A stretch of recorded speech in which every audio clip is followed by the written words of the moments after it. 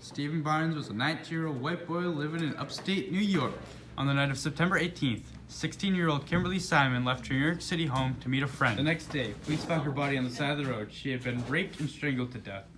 The police investigated and asked eyewitnesses their stories.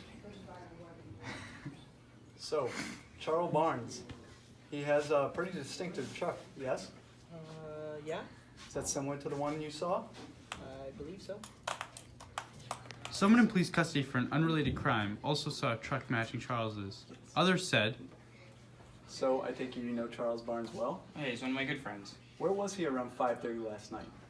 Him and I and my wife went to the bowling alley in town. The Bolodrome? Yeah, I swear I saw him there. Alright. on the morning of September 12th, Charles Barnes was taken in for questioning. FBI! Open up! Oh god! Oh, it's the police! Oh my god! What have I done? I'm just an innocent bystander. Alright. So, where were you on the night of September 18th, approximately 6 p.m.?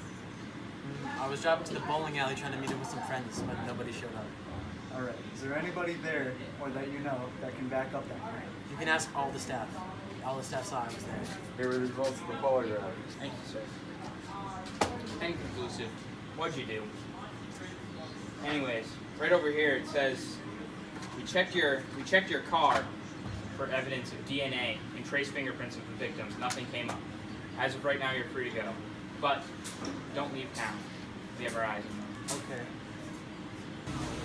2 years later, still working on the case, authorities asked Stephen Barnes for blood and saliva samples.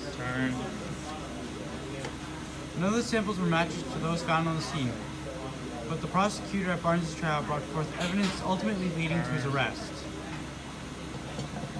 Hello, I'm Dr. Frank, a psychologist working on Stephen Barnes' case. There were 3 pieces of evidence leading to his arrest that were completely falsified.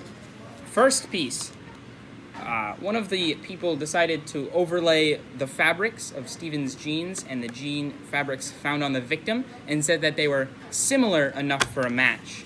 The second one was hair strands. There were 2 pieces of hair found in Stephen's car, and comparing those to the hair of the victim, a lab technician said that they were similar enough. Now, third and finally were dirt samples found on the wheels of Stephen's tires and the dirt at the side of the road. They ran that through a lab, and the results came back as similar. While none of that evidence was scientifically backed up, it still led to Stephen's arrest. Now, there was other things in the case other than just that evidence presented. Faulty eyewitness testimony was also a big part in Stephen's arrest. Many people there changed their stories from possibly seeing Stephen's car to absolutely sure that they saw his car, and even some people saw him walking down the side of the road. This itself in court should not have held up, as memory is a very, very fragile thing. Many things could have played part in changing these witnesses' testimonies, especially things like just forgetting, because after the first hour, memory decreases by 60%. You forget nearly 60% of everything that you just remembered. So if you remember everything from that case, you could remember nothing really, truly important, or even things that would be falsified.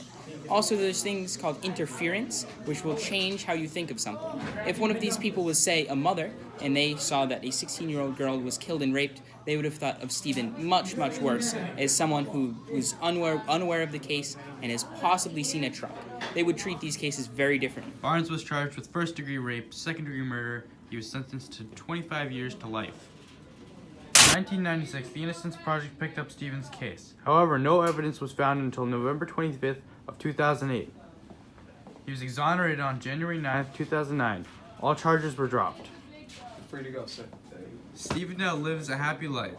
His mother loves having her son free. He won $3.5 million from the state for his false imprisonment.